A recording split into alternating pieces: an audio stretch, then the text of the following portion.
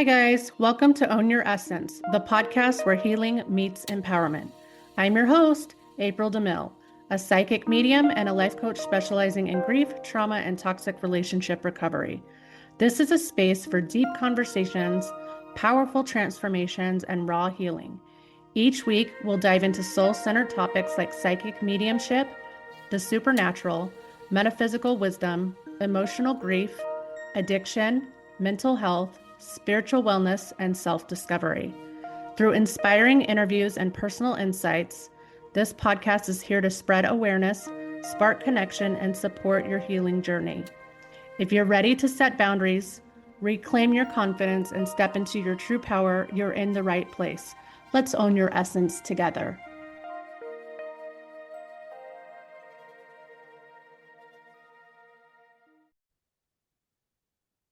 Hey guys, welcome back to another episode of Own Your Essence podcast, where we get to have deep transformational conversations with some of our favorite people. I am your host, April DeMille, and today I am very excited about our guest speaker. She looks like a fascinating, fun lady with fun stories. So she is the CEO of Wright Place Studios, TV host, and crowdfunding consultant. Her name is Letitia Wright. Give me one second. Hi, Letitia. So I was just reading your intro, but if you want to do the honors, you can better introduce yourself than I can.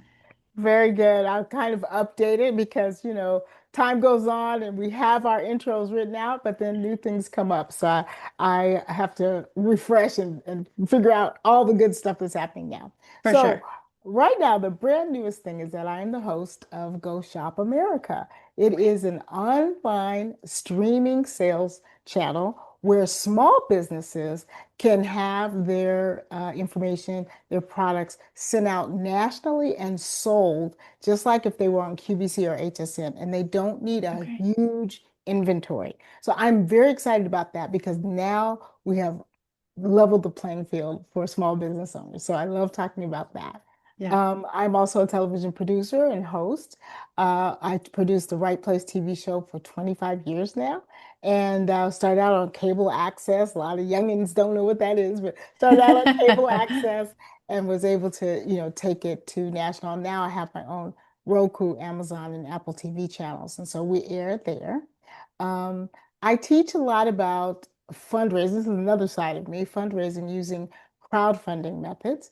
And so there are a lot of different ways to raise money. Crowdfunding is just one of them. And so for entrepreneurs that are interested in that, uh, I teach how you do that. So I have kind of I like to pivot a lot, and I like to do the things I like to do. I'm really not into not doing what I don't want to do. Yeah. And so the pivot has been my tool for smoothly going into things without tearing everything down and, blowing up my life and sleeping on somebody's couch. Yeah. Any chance you're a fire sign? I am an earth sign. I am a Oh, Virgo. okay. Okay. I But I have a lot of Leos in my family. I believe they are okay. fire signs. They My are. mother, my father, my sister, my paternal grandfather, my daughter. I have been lion taming my entire life. So For I, sure. I present as a fire sign. Well, and you might have a fire moon or a fire rising for all I know, but Yeah. like I just see, I'm just like fire, fire all around you, especially with that like need to keep moving and keep, yeah, yeah, good stuff. So, but you started as a doctor of chiropractic care, right? That is right. I've always Yeah. said I wanted to be a doctor since I was 3 years old. I've been saying that. When I was 13, my mother worked for Dr. Thee in Pasadena, and I would sit in the lobby after school, waiting for her to get off work, and I would see these patients coming in all, tense and in pain, and they'd leave out, and they'd be like, "See you next week, doc," and they'd be like magically all better. And so I Yeah. became fascinated with chiropractic. Mhm. And fast forward, I was able to go to chiropractic school, graduate, and I got out. Yeah. The challenge was that while I learned to be a good doctor, I did not have the business connections, nor like how did people start their practices? Like, what did they do? I had no idea that other people in my class had connected with doctors to take over their practices or buy into practice. Like, I didn't know how any of that worked. And Right. so I worked for another doctor. It was a very bad experience.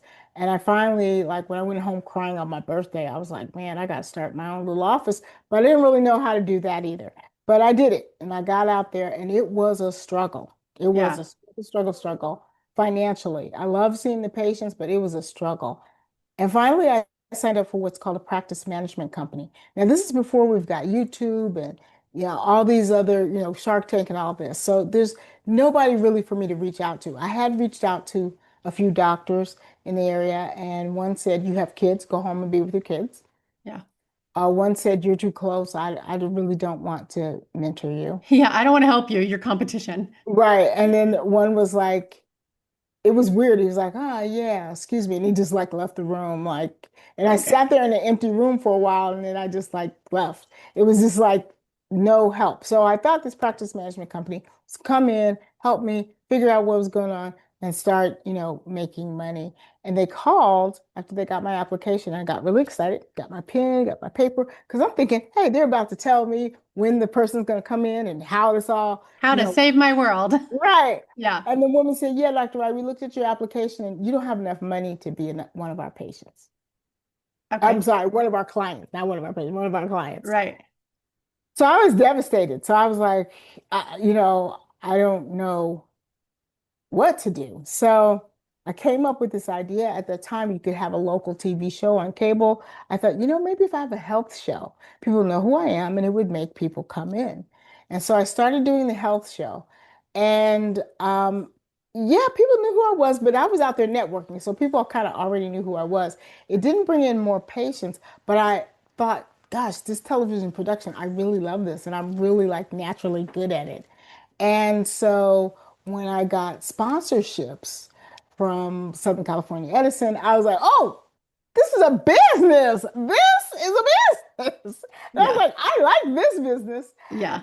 So I sat my family down and I said, look, I want to close the practice. I know I said I want to be a doctor my whole life, but the struggle is making me tired. I want to start doing this TV show thing. I just got this one check, but I know I can make it into more. And my family was very quiet. Now, my family is very, very supportive. Like, they will cheer you on. I have a cousin who's a judge in Los Angeles. And when the elders get together, they all take the train down to go sit in her court and watch her. And then on her Oh, break, she'll give them a little tour, but they feel like that's support. Like, my yeah. family is supportive. So everybody's really quiet. I don't know if they thought I was having a mental breakdown or what. They were just really quiet about it. Yeah. They're like, okay, no response, no reaction. Okay. So I closed my practice and I started doing TV and I started making money and I started traveling. And that thing was in the black in about 2 years. Like there was money to do what I needed to do. And I pushed it out, and I've been doing it ever since. And so it's been awesome. It's been great. And that's where my television production came in. I was able to do 4 films. One of them had Brian Tracy in them as a main person. And I got to direct that film. And I've just really enjoyed what I've done outside of treating patients. So I'm very happy with the direction that it's gone in. I know it probably looked like something had gone terribly wrong, but looking back, I'm clearly exactly where I'm supposed to be. Yeah, and I feel like that's always the way it works out. Like there's no such thing as misalignment, really. It's just all about evolution and growth and all the things. So I think that that's perfectly said. So do you still treat patients? Like, did you keep your licenses active? Like, are you just I kind of do like, have my license active, but I do not treat patients. I okay, just I haven't had time, yeah. not even to drop into somebody else's You're like, clinic. so much success has So got me much success. busy. I'm Yes. so busy. So, I love that. I I love the patients. I really do appreciate the patients that I had. But it wasn't enough to keep the clinic going. And so, I had to kind of make a choice. So, what do you think was the most challenging part about making that choice? Like when you had to have that powwow with yourself and that, like, okay, I definitely have to close this practice and I definitely have to shift into this other thing. Was there any like moment that stood out really loud that was like, this was probably one of the most challenging pieces of this shift? I think just saying goodbye to the patients that I really loved. Really loved Okay. caring for. Yeah. And yeah, and then just I was sort of bracing myself for a response from my family because this is what I wanted to do my whole life. And so, literally what I said I was going to be, and I grew up to be that. And they were just quietly supportive. They weren't like, oh my God, you're closing the practice, but they were like, oh, great, you're doing TV. Like, I don't think they knew Yeah. what I was doing when I was talking about TV. Um, I think the hardest part was that they weren't super supportive, but they weren't, taking away from anything. I didn't have to explain myself to anybody. They gave me room and space to just Yeah. do what I needed to do. But at least I didn't have that financial drain of the practice. Right. And I think the hardest part was just I would really miss the patients. Yeah, and I can imagine that that's true because you do. I've worked in the medical field too, and gotten the opportunity of growing with some families, and they become your family. They become your world as well, and it's you love them all so much, and then it's like you want to be excited about your big momentous happenings, but also there's so much love there, and it's got to be hard. Yeah, yeah. So I think that was the hardest part because by the time I gotten to that point, I was really very exhausted in the doctor role and just feeling the weight of failure of that. I was just like ready to put it down Yeah. and ready to make that pivot. And I could see, I had plans, I could see what television could be for me, and that's what it turned out for me. So, but you're still doing the TV stuff right now, I'm right? still doing the TV stuff right now. I still have my own show. I host a couple of channels for other people. People want to build their own channels. I have a place for them to be on Roku, on Amazon Fire TV, on Apple TV if they wish. And then I'm doing in front of the camera for other people. So like the Go Shop America gig. I call it Go Shop America. I will be a host, so I will be the one, holding up products and saying, "Hey, this is the mouse you need to get for your people." And you see the QR code right there. Just get your phone and click that, and you can order it, and we can have it out to you. Blah blah blah. So I'm getting a chance to introduce Go Shop America to small entrepreneurs. I'm on camera, and I enjoy that. Yeah. I think that your energy exudes comfort behind that. So I think that's a good feeling. So in the midst of these changes, you also kind of broke into the world of crowdfunding. How did Yes. that take place? Well, way back in 2010, we were going through a recession. Then the country was, and it was really hard for entrepreneurs to get the business loans and the bank loans and just all of that. And I saw crowdfunding as an alternative. It was just emerging. And I started studying. At that time, there were exactly two books on Amazon about crowdfunding. And Okay. I bought those two books and I studied them and I started looking around for other resources. And I called 10, I called more than 10 friends, but I got 10 friends who had businesses. And I said, look, I'm doing this thing called crowdfunding. I'd like to use your business and raise money for you. And I explained to them what it was. I said, you trust me, I'm not in here to rip you off, but I'm just starting this. So I don't know how it's going to work out.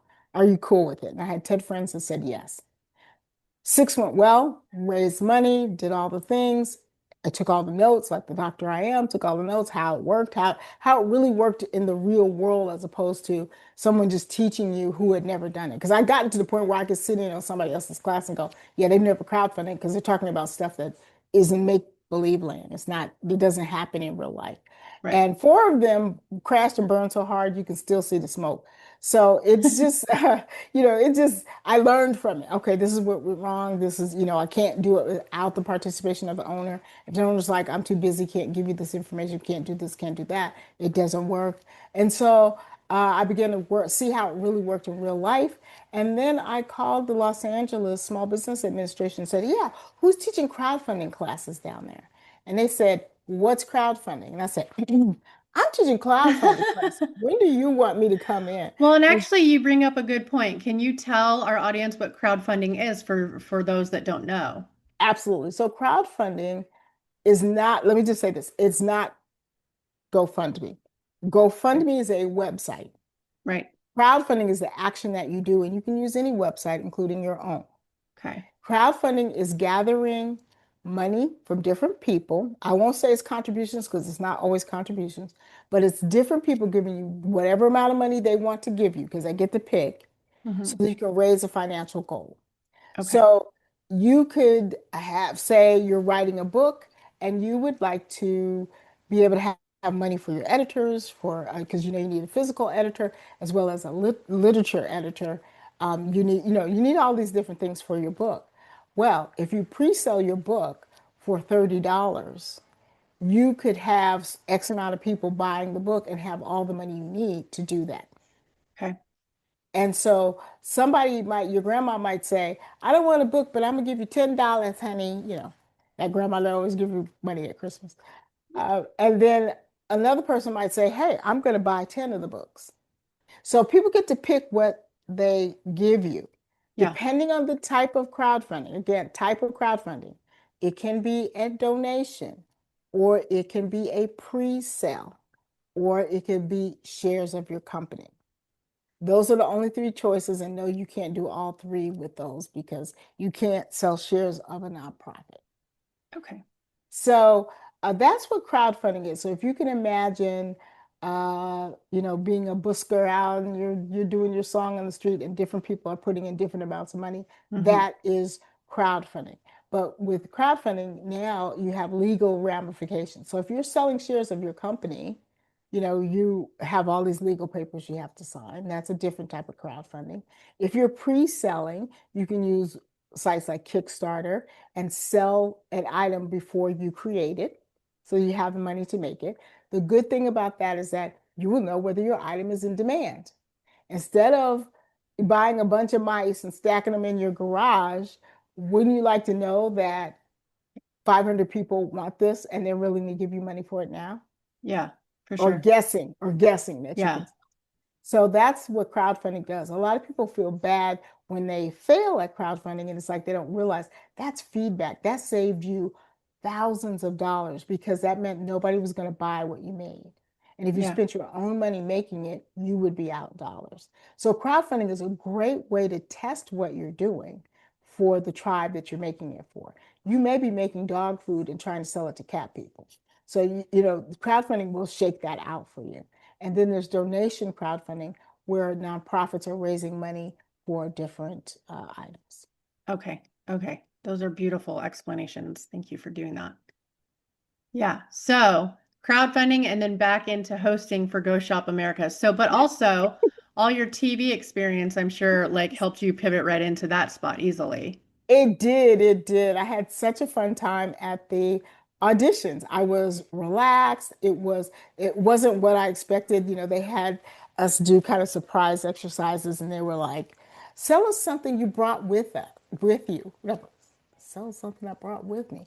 The only thing I had brought with me is that I have a pair of travel shoes that I like to wear. But when I got to the audition, I changed into the shoes that were going to go with my outfit. So that was the only thing I had. So I like pull the shoe up and I started talking about it. Blah, blah, blah, blah, with this shoe. But it was kind of fun. It was just really fun.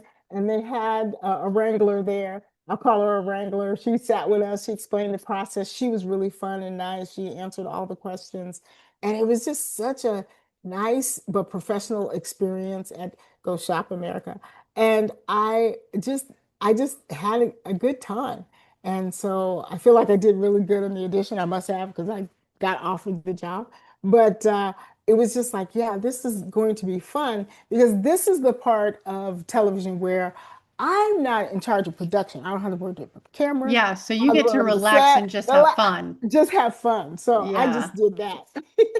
So actually, I'm gonna backstep a little bit. Do you on your TV show when you're producing it, what kind of shows are you producing? I know you said you put them out to what Roku and stuff like that, Apple, stuff like that. But what kind of content are you actually putting out there? I've been producing my show called The Right Place for the last 25 years. And Okay. it is a talk show with high-end business people Okay. to educate entrepreneurs who are just getting started. This is the Ah, information I couldn't find. So okay. I've had Some old, old names on there, Mark Victor Hansen, just a lot of older people have been out there in business. Talk about sales, talk about how you set up a business. How do you become successful? How does all this work? And they were really great about giving me interviews. I even went to Malaysia when I was in business school in Malaysia. I was able to interview some of the top Malaysian business people, very wealthy, very successful people, and get a worldview of business too. Okay. So they're mostly the talk show end of things. The films that I made were really motivational. One is called Head Ladies in Charge, and what it was is women telling their story, telling their story, and we compiled it into a whole film. And one woman talks about how she had, you know, wanted to marry young. She said her father didn't want her to get married. Her father cried, but he was afraid that if he said no, that they would mess around and she would get pregnant and they have to get married. So he Yeah. agreed, but she said her father just cried, when she left because he wanted more for her, and she wound up in an abusive relationship. And Man. she had these kids and she had no refrigerator. I mean, she had nothing in her refrigerator. And she tells a story about her child saying, "Mom, I want an apple." Her baby was hungry. "I want an apple." And she had nothing in the refrigerator. And, she was like, "What?" Shut up. And she just thought, I I got to do better for my family. And this one young woman went out and, walked, in the snow, whatever, to get a job, get training. And now, fast forward, she's a retired judge. Oh, Then this wow. woman did some incredible things with her life, and she talked about that.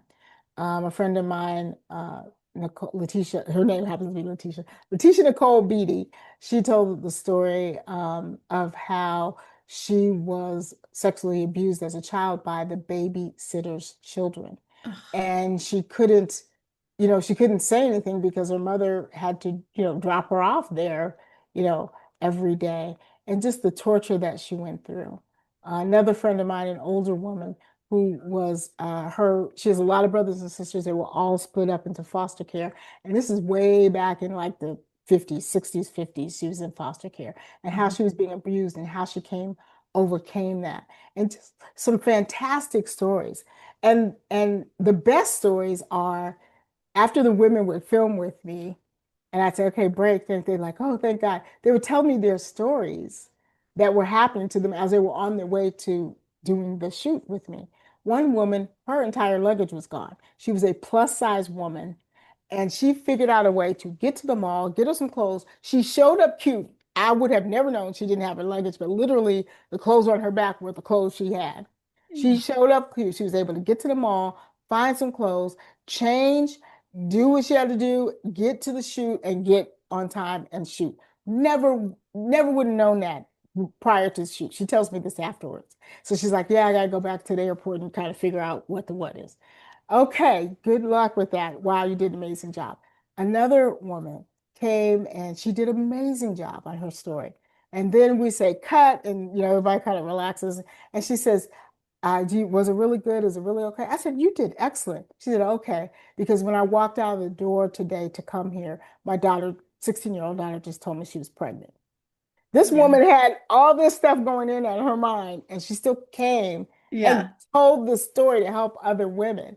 And just a little behind the scenes story. There was one woman there, and we're still friends today. Still keep in touch with Felicia. It was the kind of hotel where they have an atrium. I don't want to say the name, but they have an atrium, and you can see the river and the breakfast and everything down there. It was that Yeah. kind of.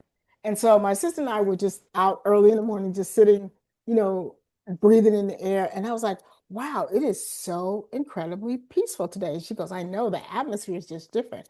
And we looked down, and it's 5 in the morning. The only person in the thing is this one woman sitting there. Her back is to us, so we can't see her face. We don't know who she is. But I said, "This is coming from her." And it turns out she was one of the women that were going to be in the show. She had to get dropped off early because her sister had to go to work or something. And her sister's like, I got to drop you off at 5 and, deal with your life yourself." And so she said, "I just sat there and meditated because the breakfast wasn't, nothing was open." And she was just meditating. And I'm going to tell you, she changed the entire atmosphere of the hotel. And Yeah. we knew it was her. That's And good. so just the behind the scenes stories of making that film were just amazing. So yeah, I love. Yeah. So, because then you get to have experiences with all these amazing and very strong women. That's and so do you go home at night and feel very touched and very I assume very filled? Yeah, very I moved. do. Very Yeah. moved, very touched, very filmed. The stories of where they've been compared to where they are. And now the lady who has the grandbaby, everything, everything has worked out well. Her daughter has made a bounce back and, back in school and doing all the things she should do. And just, to watch them grow over the years is just absolutely amazing. So these are the shows that newbies like us, like newbies like me, people that are starting businesses and doing all the things, we need to come watch your channel to hear the words of wisdom from all of the gurus that have been doing this for a while. Absolutely. Some of Okay. them are very old school, but I try to focus on principles and not strategies. So Okay. something that you hear from somebody that is an old show of mine will still work for you because we're not telling you to use ABC and this AI and all of this. It is the principles. If you can work on principles, principles do not change. The forms change, but the principles don't change. So that is the main thing. And that's why you can look at an old book that's talking about something called a Rolodex, which most of you don't even know what a Rolodex I know even. what that is. Okay.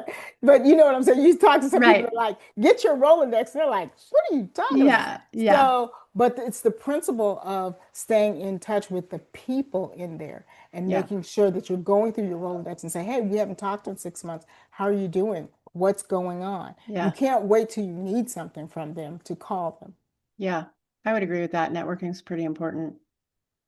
Um, so what do you have to offer when it comes to um how you've maintained your confidence like through every single pivot? Because there were moments for sure that had to have entered your life of doubt and fears and all that, but how have you been able to maintain that confidence just moving through all of this? One thing is that you don't need to expect to be confident in every pivot that you take. For sure. Okay. The fact that you're not confident in it, that you're not sure, doesn't mean that it's not the pivot to take. It just means that you're just not confident. You just haven't had a lot of experience in that area. Yeah. Now, at my big old age, a lot of this stuff is the same problem that was this size, only it's this size. And so you take the same thing that you did to solve it and expand it, and you have to solve it. Once you've had a TV show or a podcast like what we're doing now, after 2.5 years, every problem that you can have with the podcast, you've already had. The next time you have a problem, it's a magnification of it. I remember the first time one person didn't show up. Hmm. Okay. I talked through the segment and I was brilliant. Awesome. Then there was Hmm. a day where nobody showed up and my parents were there to watch me tape. I Oh almost had no. a nervous breakdown. And my father said, well, let me take you to lunch. He was like, oh my God, what's happening to this girl? And then he Yeah. was like, your tire looks flat. You want me to buy you a tire? He was just like trying to find anything to, Yeah. get me back on. So one thing about this is that knowing if you're doing a podcast, a radio show, a TV show, every problem you solve, take a note of that. It's coming back, but it's bigger. Hmm. So Hmm. when nobody shows up for the show, guess what? I can sit in my chair and I can entertain you for 30 minutes because I've had Totally. to do it before. Totally. And so remember, you'll get the problem in a small, you'll think it's an inconvenience. It'll feel like inconvenience or something. Take a note of that because that is going to expand one day and you already have the nugget to solve it. You don't have to be thrown off at all. Yeah, I love that. I've definitely experienced some of that already with my podcast, like um, guests not showing up, trying to luckily I have pre-recorded sessions, so I already went into it with the mindset of let me pre-record some stuff just in case those moments happen because they will happen. And so I have had that on my back burner, kind of just sitting there for what ifs and just in case and all the things, but also if I need to show up and just shoot the shit for 20 minutes, totally will do that. And plus it gives your audience a great opportunity to connect with you as opposed to, all the guests that are coming in and stuff too. So I love that. That's a great idea. Yeah. Yeah. No, yeah, for sure. So, what do you think would be outside of that, like some of the best advice that you've ever been given about starting over? Well, the thing is, with the pivot, you don't start over, you start up.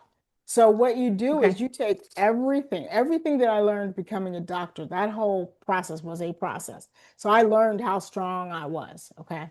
Yeah. And everything that you've learned, when you want to pivot, you take that as the base of your pivot. You don't start over and throw that out.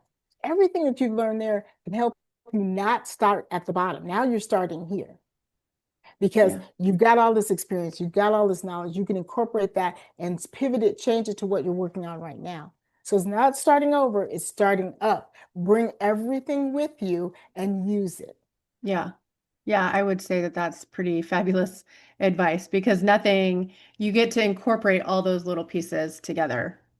And then Yeah. make you unique. And then you don't Yeah. have to sound like, sometimes we get a mentor and then we sound just like them. Why? Because you have nothing of your own. You didn't bring all this other stuff in. Now you can have a mentor and sound like yourself. Yeah. Okay. So when it comes to crowdfunding, um, how would somebody know that maybe their idea is ready for crowdfunding? Like, is there, There's do they? no, yeah, there's no like, is it ready for crowdfunding? Here's what it is. Because you Okay. can crowdfund at different stages. Okay. And depending on the type of crowdfunding you're doing, you can crowdfund a product before it's finished. Okay. I would recommend it because you want to make sure somebody wants to buy it. Yeah, because it's like fishing. You just got to kind of see who's going to bite and see, what your audience is. Yeah, that makes See what your sense. audience is for sure. And the Yeah. people that you see on Kickstarter that, oh, they raised all their money in one day, that wasn't their first day doing that. They've been crowdfunding projects every year for the last 10 years. They Yeah. have a tribe to go to. So until you build a tribe like that, there's nothing wrong with crowdfunding every year and trying something new. And then Yeah. bringing the tribe that you gathered before with the next thing. Yeah. Okay. It's not about being ready. It's just about understanding which type of crowdfunding you want to do. Are you doing a pre-sale or are you selling shares of your company? Yeah. Okay. Different directions, different strokes for different folks kind of thing. Mhm. So how would you say that with all the seasons of change that you've been through, how would you say that you've handled the things that didn't go as planned? I think I handle them pretty well. I tend to be a little bit of, and I don't know exactly where this developed, but I like when I'm ending something, I'm already really starting something else. So I'm really clear about what my next step is. Um, and I don't really kind of let go of things until I understand exactly where I'm going, or whatever. I recently had a move, a big household move, big household change, and it's been a year. Like I felt a little bit in limbo, and so I just let it be that, and Yeah. just like trying this and like, okay, that's what I used to do. I'm not going to be doing that anymore. Hmm. And it brought me and able to be really clear so that when opportunities like Go Shop America came along, I was like, yeah, this is it. So one of the things is that you do have to let go and make room on your plate for things. Yeah. You may feel a little bit limbo. You may feel like you're not doing anything. You are. You're right calibrating yourself. You're Hmm. preparing for the next thing. But if there's no room on your plate for the next thing, because every minute of your day is already used up. Yeah. And I would agree with that too, because there is such a thing as like an integration phase where you feel like you actually will feel like you're stuck or doing nothing, non-productive. You're like, what is happening? That in between this step and this step. And it feels sometimes really yucky. It's not always fun to be in that place of limbo, but that's where that integration phase is so important because you are actually making the space to move bigger To move things on. through. Yeah. And it's so important because I like to be productive. I like to feel like, hey, I'm doing this and that and this that. It is uncomfortable if you're used to really being a productive person, Yes. Yeah. but you've got to take that time because when I sat down and finally said, well, what do you want? And I Yeah. said, you know what? I want to be in front of the camera more. Well, I got two big offers to be in front of the camera. And it was Yeah. like, Wow. All I had to do was really admit Get that clear I on what you didn't, wanted. yeah, I didn't Yeah. want to do this other stuff anymore. And now I want to do this. Yeah, I agree that getting clear is so important, but I also know it can be uncomfortable if you're not friends with yourself. Those in between moments, if you are not friends with yourself and you can't sit in the discomfort or the stillness and do that inner work like that, it makes it that much harder. You have It to be friends with does. yourself. You have to be able to forgive yourself, integrate the older parts of yourself. When you get a reminder of something that's horrible and embarrassing that you did, I just say, "Hey, girl, that was really embarrassing. Can't believe we did that." But you know what? We didn't know any better at that time, and that's Right. that's the best we could do. And Right. I love you, I forgive you, and that's all it is. You kind of have to parent yourself. Yeah, Yeah. we've all done dumb stuff, we've all done stupid stuff. Well, and We we're not those all done. versions of ourselves And we're not anymore those anyway. versions. Yeah. Yeah, we're not Yeah. that person anymore. But when it comes back to your mind, instead of wincing and feeling that pain and going, "Ooh, let me think about something else," just take a minute to just give yourself, a little butterfly hug and say, "Girl, that was the best we could do." And you know what? We still rocked it. It's all okay. It's all good. Yep. Yep. Absolutely. I would agree with that one too. Um, I was going to ask you, where did hold on one second. Oh, I was going to ask you, are there common mistakes that people make when like raising funds or crowdfunding? Absolutely. The biggest mistake is they don't market enough. Okay, People really, this is where they're overconfident. I've got 500 people on my email. I can just send to them, I'm fine. Baby, no. You need to market, market, market. I don't care how big your name is. If you don't let people know this is what you're doing, they won't know. It won't just fall into your hands. for sure. And I have clients that like to cut corners and they'll say, well, I'll do the marketing. I'm not going to pay you to do the marketing. Okay. No emails, no ads, no nothing. Hmm. And it doesn't do well. Hmm. Marketing, there's money you need to market. You can raise about $5,000 on Facebook. I have a little strategy to do that you don't need any marketing for, but you still got to work it every day. You Hmm. can't, you can't. Uh, but if you're going to raise more than $5,000, you have to have a marketing budget. And most people think they're just going to post it up there and people are going to come. Well, so and so did it and they raised $10,000. Yes, so and so's house burned down to the ground. That's not your situation. So Hmm. you have to be really understanding that this is business and treat it like business. Don't put your business out there and act like it's charity. Give me a donation for me to write my book. Don't Nobody wants to give you a donation to write your book. Now they might buy your book, Right. but they're not going to give you a donation to write your book. Hmm. Okay. So marketing is a key That's factor. the number one factor. Marketing, people don't understand marketing and they don't do any marketing for them. The second thing is that the project is too much. They're raising $1 million because they're going to build the school, dig the well, upgrade the hospital, pay the teachers. They're going to do all this stuff. Just do one thing. Just do one thing. You're going to dig the well, just dig the well. Don't talk about how you're going to give lunches and you're going to do this and you're going to do that. When the story is too big and people don't really know who you are and you do not have a track record, that's too much for them.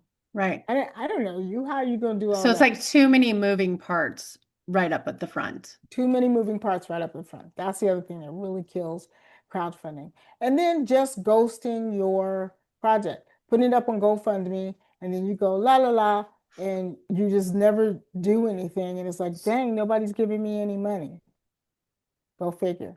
So ghosting is definitely a bad deal. So I only have one experience with that. I put together a GoFundMe because in the Texas floods over the summer, my mom and my stepdad had lost everything. They lost Oh their my home, goodness. they lost their vehicles. Somehow they didn't die, Thank you. but a lot of Mhm. people did. A lot of people lost Yes, their lives too. And yes. so I had decided, well, I'm going to put together this GoFundMe. And it just so happened to fall in a 2-week period where I was on vacation from work, right? So I happened to be at home with the space that I wouldn't normally have to push that link. Hmm. And I kid you not, I pushed that link so many times per day, so many days during that time off. And just even doing that all day and sharing it everywhere that I could, we were still only able to raise like $5,000. Not saying that that's nothing. It was a Hmm. huge help for them. But the Hmm. point is, I was on that like all the time, pushing, Hmm. pushing, pushing. And that was, and we were able to get, so Yes, I can only imagine how much more effort would be needed to, absolutely. yeah. I'm in Houston right now, so I'm very much know exactly what floods you're talking about. I know Hmm. here are all the inside stories of things that happened and how people did not get help. They I did am not. so thankful that your parents didn't lose their lives. Yeah. They're still looking for one baby that they can't find out there. So I thank God for that. But remember, you can always crowdfund again. They're still rebuilding. They're still doing things. My family is from Altadena, California. If you guys haven't heard about that, it burned to the ground in Oh, January. God. Uh, and several of my family members were, homeless, burnt out of their house. My sister and my little brother, I kept seeing this story. This one guy was going, "Oh my gosh, the fire came right up to my house and stopped." And so I just prayed for that to happen with my sister and my brother's property. I was like, every time I thought about it, I was like, thank you, God, the fire's just coming up and stopped. And I'm gonna tell you, the house next door to my brother's house burnt down and it stopped right at his house. Like Hmm. just stopped. So I understand tragedy and watching what happened in Texas with that whole flood Hmm. when there should have been some more warnings, but like things just should have gone differently. Yeah. You can crowdfund again. You Yeah. can bring it back up again. You would have to have the time, but For you can sure. bring it back up and you can do it again. And you Yeah. can say, thank you for the $5,000. Now they're working on X. Maybe they're working on trying to get I know everything was washed out, so I don't know if your parents stayed in the area or not, but I'm sure the living situation that they're in is not what they're used to, and they probably need the next step of living situations, or if they need any medical care or something like that. So Yeah. name one thing specifically that you are trying to take care of in their situation, replay the whole thing, and do it again. And say, Yeah. yes, we had this past fundraiser, and thank you so much, but this is what we're doing now. This is the situation 6 months, a year later. Yeah. This is And the this is situation. good. This is good insight. Like my family specifically was able to bounce back and they were able to recover a lot. And so, but even other people that were in that situation, this is very good insight. And it also just goes to show like how much work it took just to move one link around. So like if you're marketing for anything that you're trying to crowdfund, I can just I can only imagine how much effort Right, that takes. And it right. only worked because I happened to be off work and I could push it all so Push it all much. day, answer people's Yeah. questions, do all Yes. the things that you Yes. do. And that's it. And people do not realize that it does It's a take lot of work. work. Yeah. Like it's a full-time job by itself, which is why they should be paying you to market because that's your Right. job. Like That's I my have job. other things to Oh, do. I right. can't do that part. Right. So, they're usually they're thinking small in terms of, oh, I've got to put out this much to make this happen, but it is leverage. And yeah, you do have to be ready to put in some money when you're really doing something. It is Yeah. not, you have nothing in the game. You won't make a video, won't make a this and that. Did you have a video, by the way? Always have a video, even on GoFundMe if I you can. didn't. I did put a picture of like some of the flood damage, but that's Mhm. all that I had posted. Mhm. So I didn't do videos, but Okay. I did do the picture. Yeah, definitely do a video. A video is Videos are better. much more, like 95% of people that have videos make more money than everybody else. Okay. So definitely use a video next time.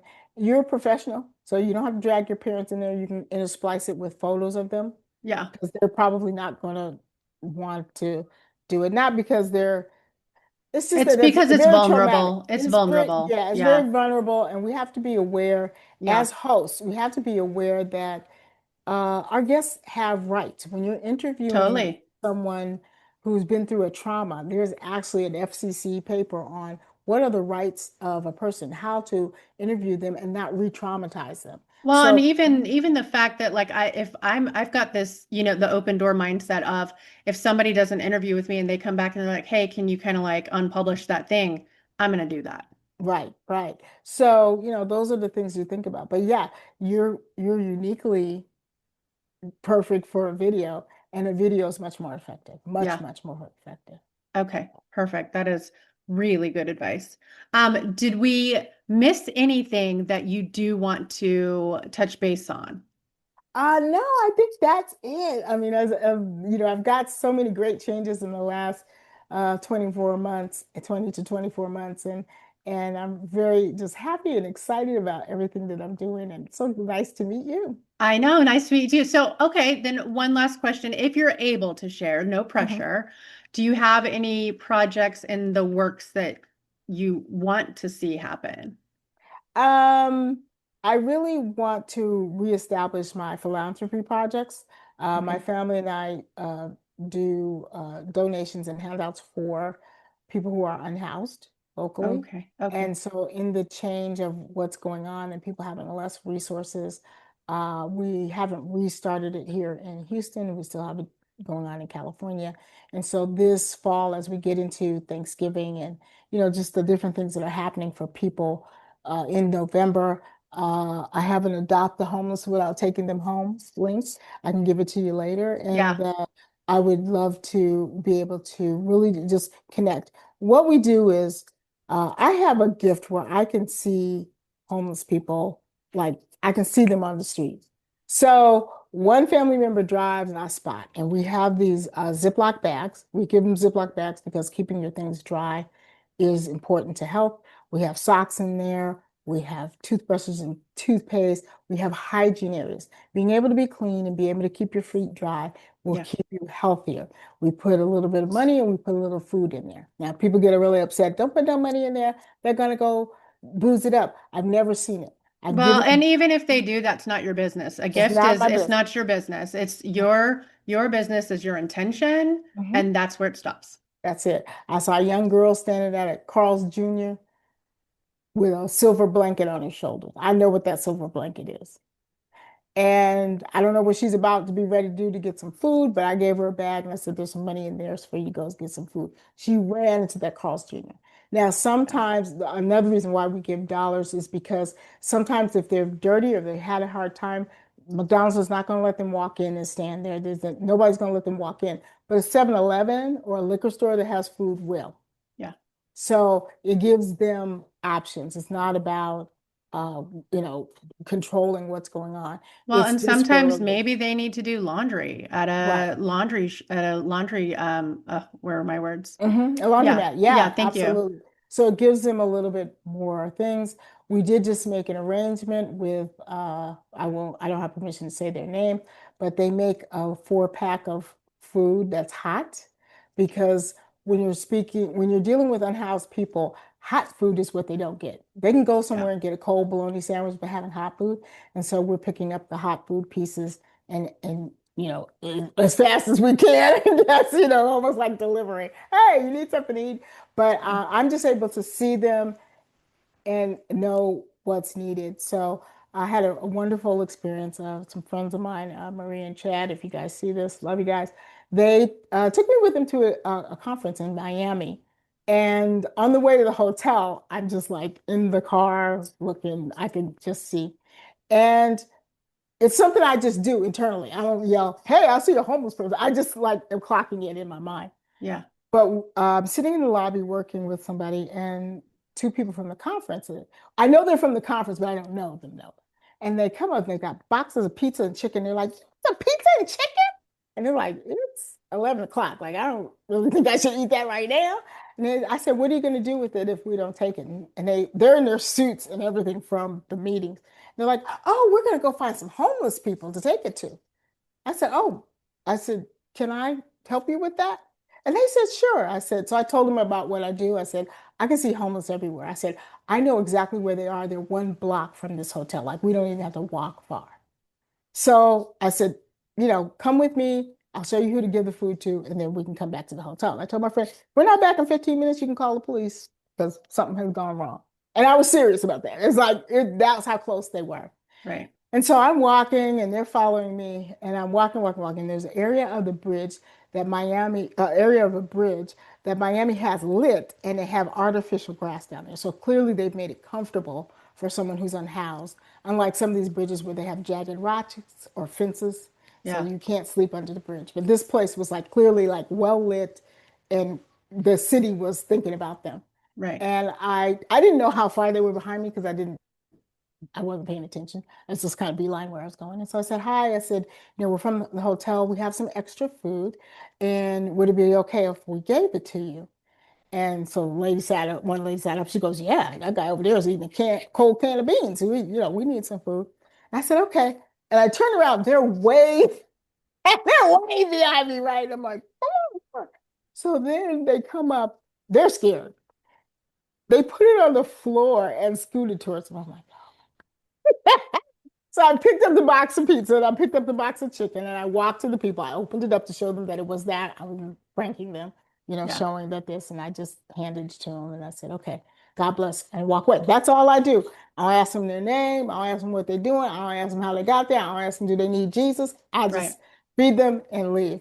And so, we went back and the couple was so happy. They were like, and so the next day I'm at the conference. I'm just minding my business, doing what I got to do. They're like, are you the lady that feeds the homeless? It's like, yeah.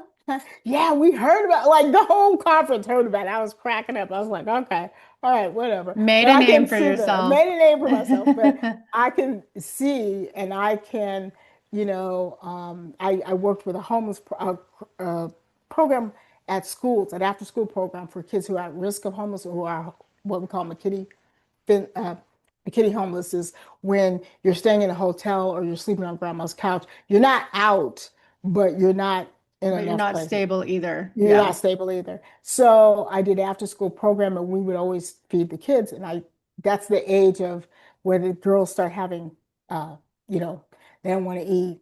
And the boys are like, fine. And so I convinced the girls that, oh, you're an entrepreneur. And this is brain food. So this is second lunch. So I got everything in. Finding out most of those kids, that meal was the only meal they had today. I didn't get to school till 2.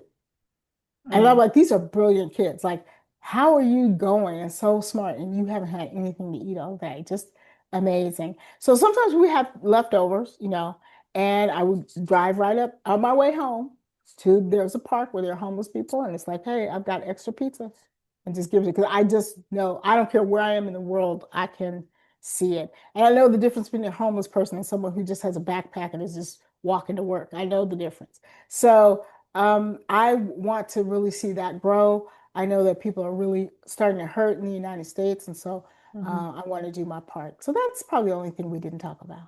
Okay. Well, I think that's a beautiful mission and one very close to my heart. So, speaking my language, lady. Yes, yes. Thank you so much for giving me your time and having me. This has been terrific for me. Thank you so much for being here. Do you have any final words of wisdom, or are you kind I of would I would just say really follow your heart. Really take time to shed what you should be doing, what they think you should be doing.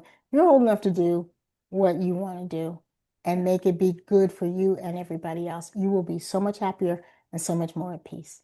Oh, yeah. I love that. Okay. Well, thank you so much, Letitia, for being here. I think you have been an absolute delight to sit here and chat Thank with. you. So I'm going to go ahead and end it here. I'm going to say goodbye to audience. Bye, you guys.